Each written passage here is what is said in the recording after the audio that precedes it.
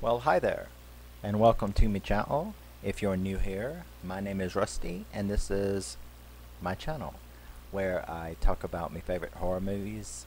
My favorite movies, mostly horror, and my favorite music, mostly metal. Yes, and I want to welcome you at this time to my Brian De Palma festival. Now, Brian De Palma is one of me top five directors of all time. I'm not quite sure who my top five would be. I only know that there are three in it, for sure, and that's Wes Craven, John Carpenter, and Brian De Palma. Ridley Scott, who knows? I would have to like sit and really think about it and go through their catalogs, but those three are in the top five. If not, that is the top three actually. And yeah, so welcome to my Brian De Palma festival, where I have chosen five of my favorite De Palma movies. I tried to stay on the horror thriller side of it.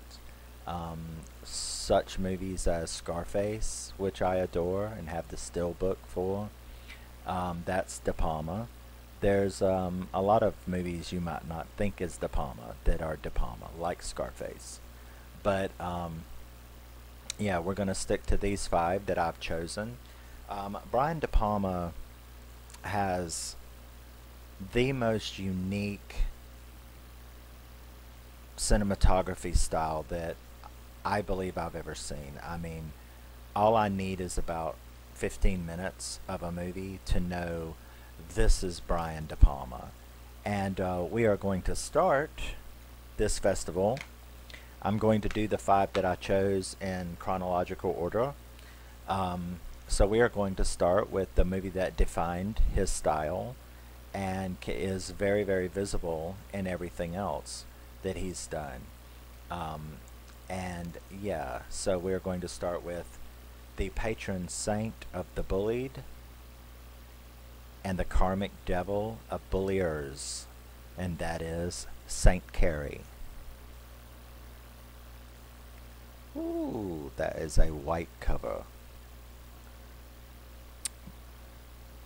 So yes, this is what we're going to start with. Carrie was released in 1976, directed by Brian De Palma, of course, written by Stephen King, with a screenplay by Lawrence Cohen, and it stars Sissy Spacek, Laurie, Amy Irving, John Travolta, Nancy Allen, and other people that you would recognize in other movies. Oh my gosh, I just forgot the coach's name. But anyway, John Travolta would of course appear in multiple Brian De Palma movies. Nancy Allen would appear in multiple Brian De Palma movies. They were a couple of his favorite. The De Palma crew of the 80s and early 90s sort of stayed the same. John Lithgow was another one. He was in Blowout and Raising Cain. Travolta was in Blowout and Carrie. Nancy Allen was in Carrie, Dress to Kill, and Blowout. So yeah, those were a couple of his favorite De Palma stars that you could always count on to show up in a De Palma movie, and they were excellent. Obviously, he loved them and they loved him. So let's get started. I don't really think I have to tell the story of Carrie if you're a horror fan, but I want to anyway. So the movie opens, of course, with a volleyball tournament, or it's gym class, and they're playing volleyball. And of course, Carrie is obviously right from the beginning. You can tell she is the picked on girl, with Nancy Allen, Amy Irving, and that bitch with the hat. If there was one person I wanted to see killed in this movie, it's that bitch with the hat, Norma. Ah, oh, ah. She had go. And what's funny is, a lot of people will say, well, actually, Nancy Allen's character was a lot more of a bitch than Norma. And I'm like, yeah, but Norma just had this special mm, to her, this special look that was so punchable that I would end up in jail. That's all I've got to say. So we see this volleyball tournament. They're making fun of her. They end up in the locker room where we have one of the most horrific scenes, and that is the plug it up scene as we know it to be. And that is where Carrie, and this is what I never understood. I mean, I'm not a girl, I'm not even a heterosexual, so I don't know anything really about girls, but high school? I mean, it's their senior prom. So that's the one and only thing about this movie that I wonder about is that I thought that girls started, before that. I didn't, I mean, how could she be that old and not ever have even started her menstrual cycle, whatever that is. And it absolutely terrifies her. I mean, I can try to put myself in her place, like something really dramatic like that happening. That would be a nightmare, I'm sure. You know what I'm saying? You just start bleeding out of your body.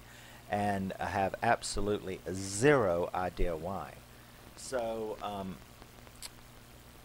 Norma and Sue, which is Amy Irving's character, and what in the hell is Nancy Allen's character's name? But they immediately begin to, start attacking her, calling her names, acting like, what the fuck is your problem? They start throwing tampons and maxi pads at her, um, screaming at her to plug it up, which was kind of gross for anybody watching it. Chris, that's her name. So, Sue, interestingly enough, you can tell, like, right off the bat. I know that I did, and I'm sure everybody else did, and that is you can tell right off the bat that Sue is almost, Amy Irving's character, is almost instantly, what the fuck have I just done? She is immediately, probably, I mean, she laughs for, a minute, but while everybody is getting worse and worse with it, she did take part, but she immediately, you can tell that she is like, what am I doing? And it dawns on her exactly what this situation is.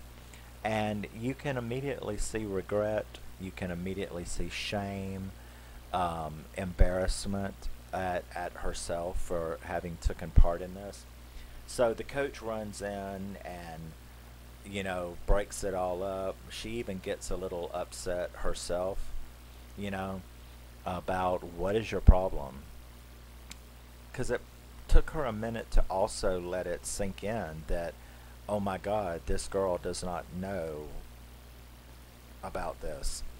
So she breaks it up and they send her home, which was a very, very uncomfortable scene. And it's also the scene in which we see the first, well, in the locker room, she blew out a light. And in the principal's office, where he kept referring to her as Cassie, she ends up like flipping his ashtray off the desk.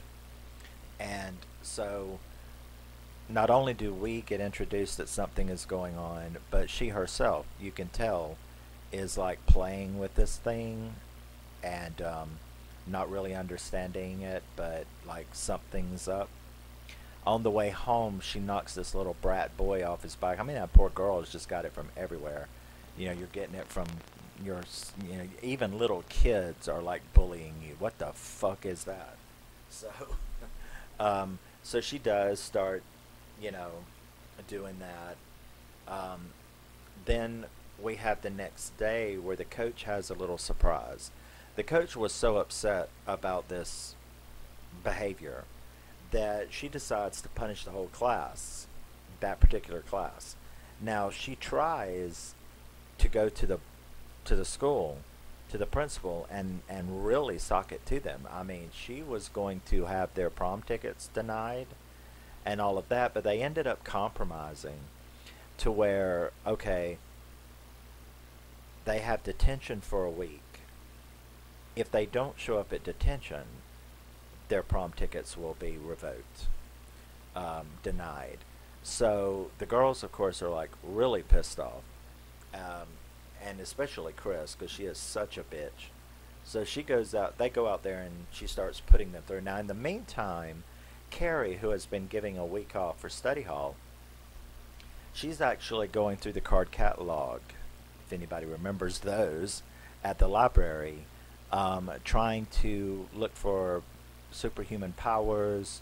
She stumbles across telekinesis and starts researching it, thinking that that may be what's going on with her.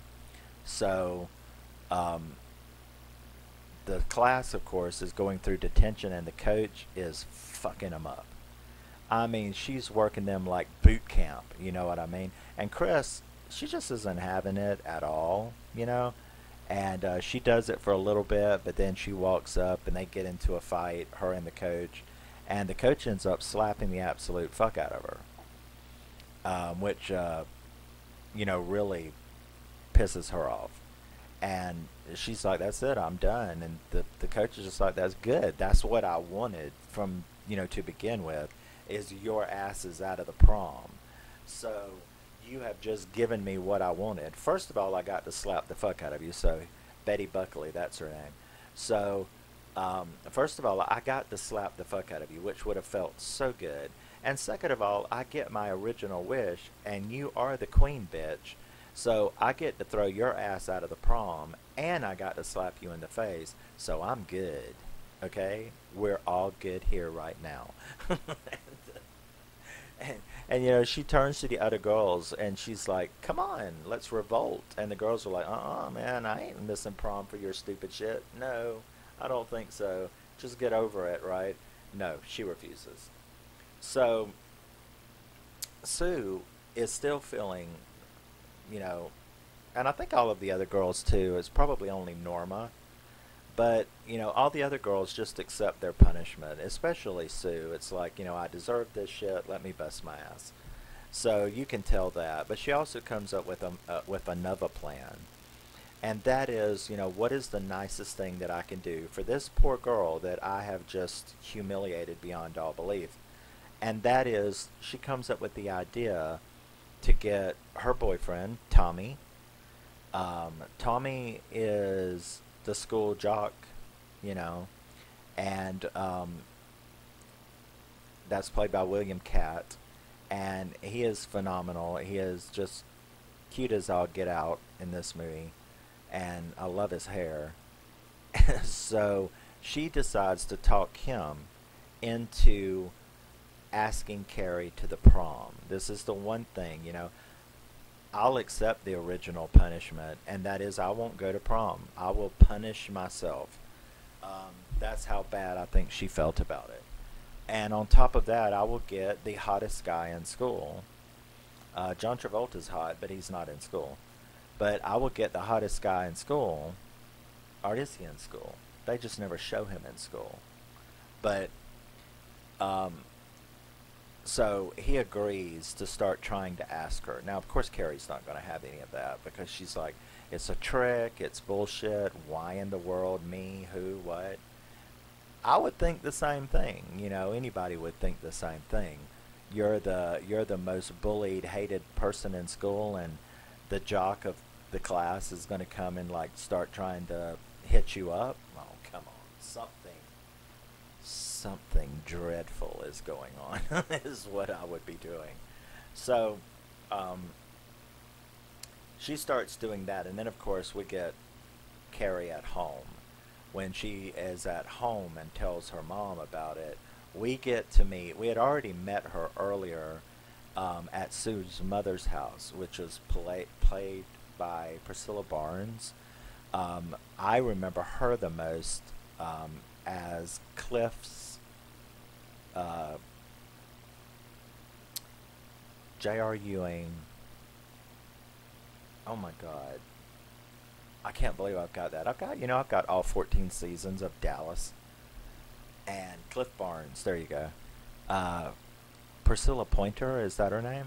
See, I'm getting them all mixed up. But I remember her most as Cliff Barnes' mother in Dallas.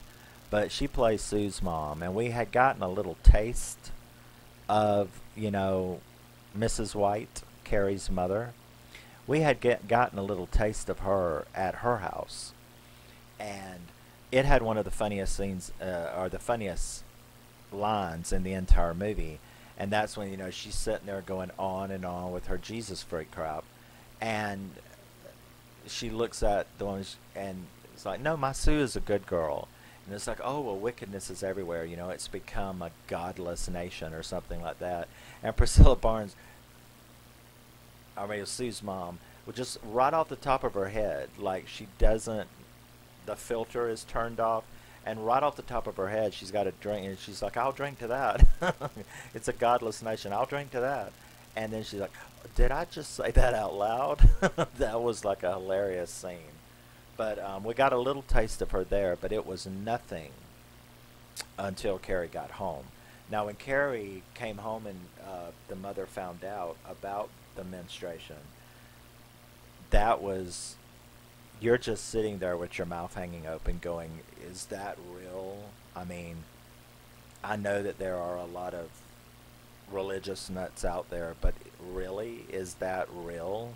It is real. I can tell you as a cult victims counselor that it is. So, but when I first saw it, of course, I didn't know anything about that. But I can assure you that there are people out there just like Margaret White. Isn't that her name? Margaret? But, so the scene that went on when she locked her in the closet, and, and Carrie, of course, is like, probably for the first time ever, trying to defend herself, like, why would you not tell me about this basic bodily function of a female and cause me to have probably the most humiliating experience that a human being could have at school, or a female human being anyway. And I can't think of the equivalent for a dude. What, you're 16 and you get a boner for the first time in class, and it makes you have a panic attack and freak out because something must be wrong with your willy? That's the only thing that I can, like, equate it to. Imagine that. Dudes out there. Imagine you had no idea, you never had one, you didn't know it was supposed to do that. It pops a boner in the middle of science class, and you think, oh my God, I'm fisting to die. So that's exactly the only thing that I can think of, But, so that was pretty funny. Now, Chris, she's, of course, the total trash, and she gets her boyfriend, Billy, to help her. He doesn't really give a shit. He just does it for her. And that is that she hates Carrie White, so she wants to destroy her, hurt her, do whatever.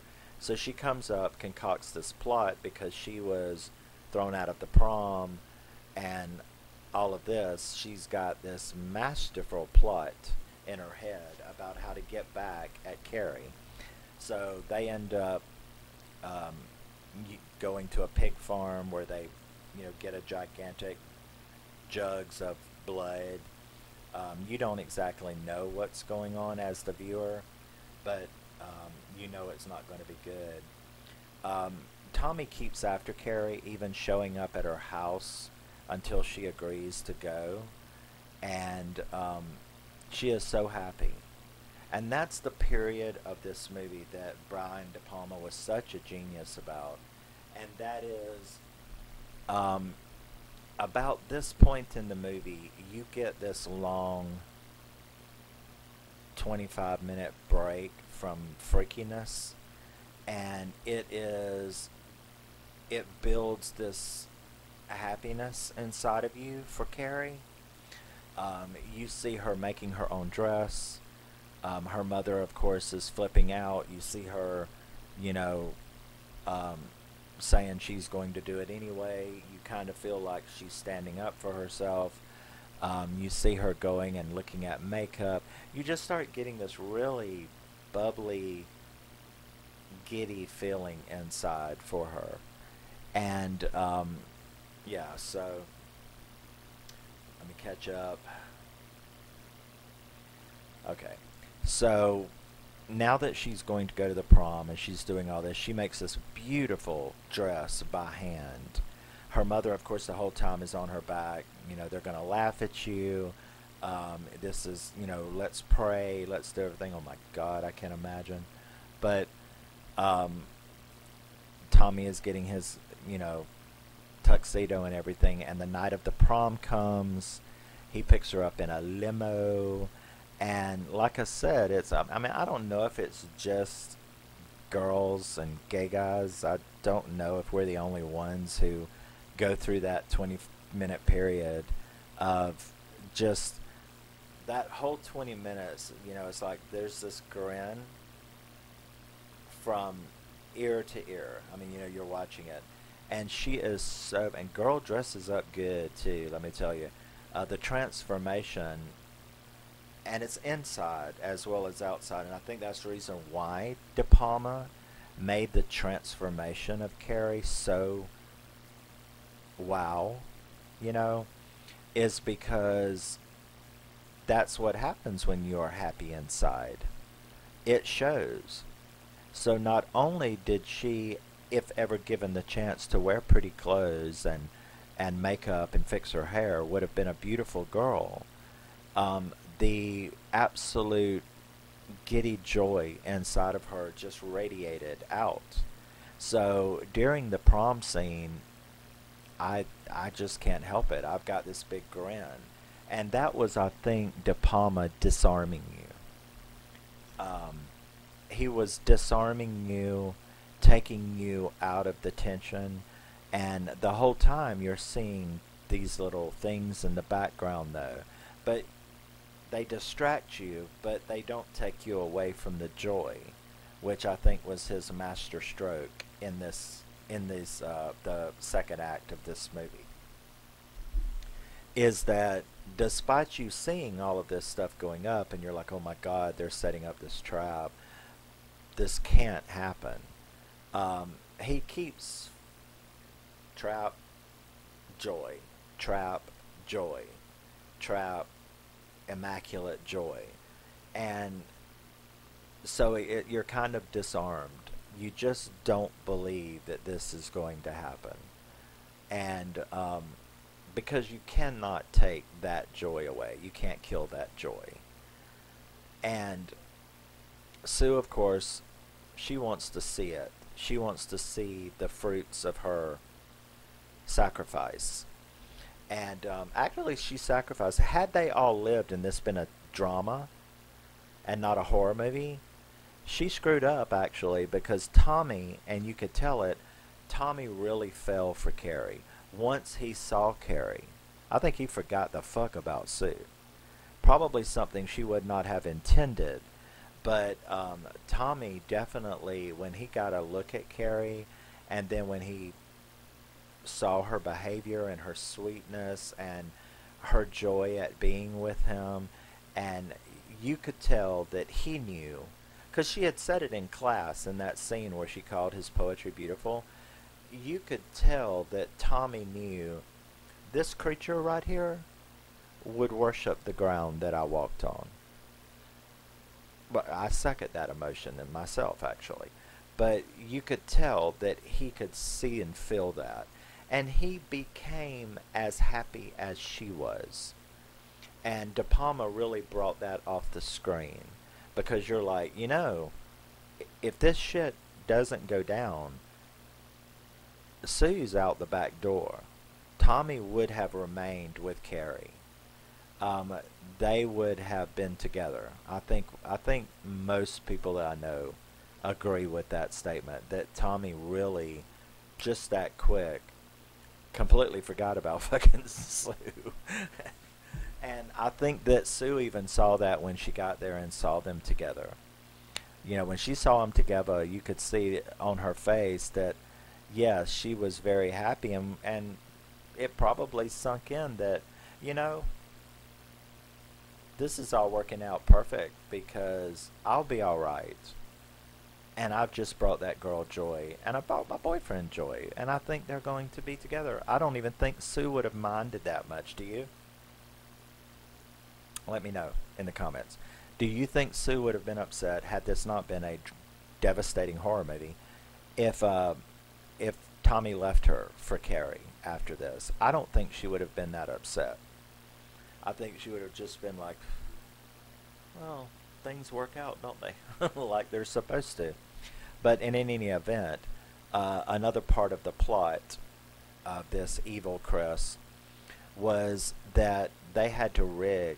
First of all, they got Tommy and Carrie on the prom ticket, and not only did they want them on the prom ticket, but they needed of them to win.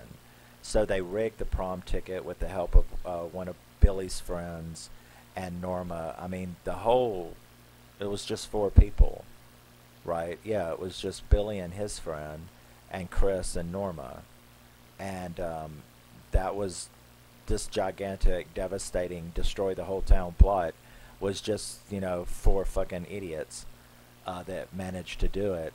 So Sue had managed to get in the back door she wanted to see closed. And then Tommy and Carrie were awarded King and Queen. And they go up there and are standing on the stage. And once again, you're smiling from ear to ear. It's the most beautiful thing. Oh, I meant to get the whole CD. If you didn't know it, the grunge band Hole, Courtney Love and Hole, the cover to Live Through This, their breakthrough album, the one that made them superstars, because they had an album before that called Pretty on the Inside, which I love, but their second album, Live Through This, the cover of Live Through This is Courtney Love as Carrie.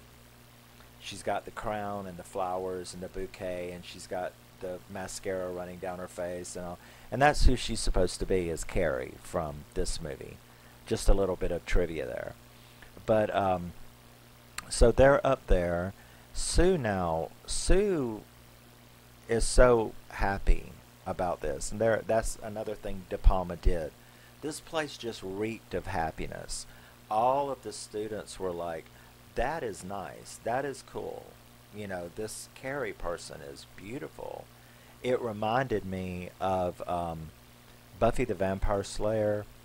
There is a scene in Buffy the Vampire Slayer where she is at the prom alone, not in the first seasons where it was the angel thing, but this was, I think, in the 4th season or 5th season. Yeah, the 4th season. But it was the senior prom at the 4th season of Buffy, and she was there at the prom alone, and she got suddenly called out by the class on the stage, and they gave her an award. It was this beautiful bejeweled umbrella, golden umbrella, that actually opened, and it said it awarded her class protector. And I tell you what, I am not ashamed. I'm just not. I will say it. I'm not ashamed. But I busted out crying, and I think I cried for 30 fucking minutes. I had to stop the episode that I was watching, and it's like the entire weight of the world came out of my eyes onto the floor for 30 fucking minutes because she got a little umbrella. Because she deserved it. And I cried and cried and cried and cried and cried that she got awarded this little trophy and got recognized in the prom. So you can imagine what my silly ass was thinking about this prom. Carrie, turning into this beautiful creature, and her and Tommy were so perfect up there. Now Sue did see this thing going down, and she ran up there to the front, and Carrie even saw her, and so did Tommy, and they were like, what are you doing? And the coach, which was the big mistake, the coach thought, she was up to some shit or something, and she grabbed her and pulled her away. And the whole time, Sue was trying to tell her, there's some shit going down. Like, do you see these two fucks underneath there? And boom, it went. And it's probably one of the most startling, shocking, what the fuck moments in any horror movie ever. And the way De Palma filmed it was absolutely amazing, as she was completely covered in pig blood. And it was just horrific. And to top it all off, the fucking bucket, you know, because Tommy's like looks up to see what the fuck. And the fucking bucket breaks, the rope breaks, and the bucket falls and kills Tommy. Kills him dead right there.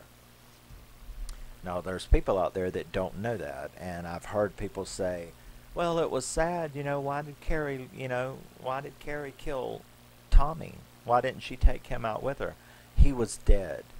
If you've ever seen the remake, which I love the remake, it of course could never, ever, would never, nothing ever could touch the original. But I love the remake of Carrie, and they actually highlighted that even more, his death on the stage. But yes, for all of those out there who think Carrie left Tommy to die on stage with everybody else, Tommy was already dead. The bucket killed Tommy. He was dead. And so, again, one of the most amazing third acts of a movie ever made ensued, and that is she burnt them all to death. She blew that place up. And tell me what bullied person, mistreated, picked on person, has not thought about walking down the middle of the street of your hometown with your arms stretched out, blowing all the shit up with telekinetic powers. It's just a thing. And so I think a lot of people's fantasies were realized in that movie. I thought about that a couple of times. It's like, you know, wouldn't that be nice? But so yeah, so now Sue was thrown out by the coach right before this happened, and of course Chris and Billy, they ran out the back door. We did get the joyous scene of seeing, you know, Norma knocked out by the water hose. So we knew her ass got fried, which was like the most satisfying moment in the movie to me. But Chris and Billy did manage to get out, and they actually looked through the windows and saw everybody. So Sue survived, Carrie survived, and Chris and Billy survived. So Carrie, she walks out after she's sure that the entire senior class, and junior class too, because isn't proms usually senior and junior are the ones that go to prom? So that would have been the entire senior and junior class, aside from these four people. So she goes walking home, humiliated, thinking her mother was right, when Chris and Billy come. And fucking Chris, fucking fanatic, man. She tries to run her over. Carrie turns around, flips that bitch, and blows that shit up. So her and Billy are gone, leaving only Carrie and Sue to survive the whole thing. Now, if you've read the book, you know there was a little secret in that. But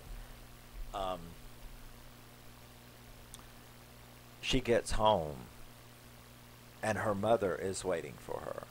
She takes a bath, gets cleaned up, and meets her mom. And her mom, you know, she's like tries to apologize to her mom. And you know, that's what really made you feel extremely bad about it, is that because of circumstances, her mom was right for the wrong reasons. Her mom was actually the cause of Carrie being bullied. They were going to laugh at her. And so I felt sorry for Carrie, because it looks like your mom is right. But actually, no, Carrie was right.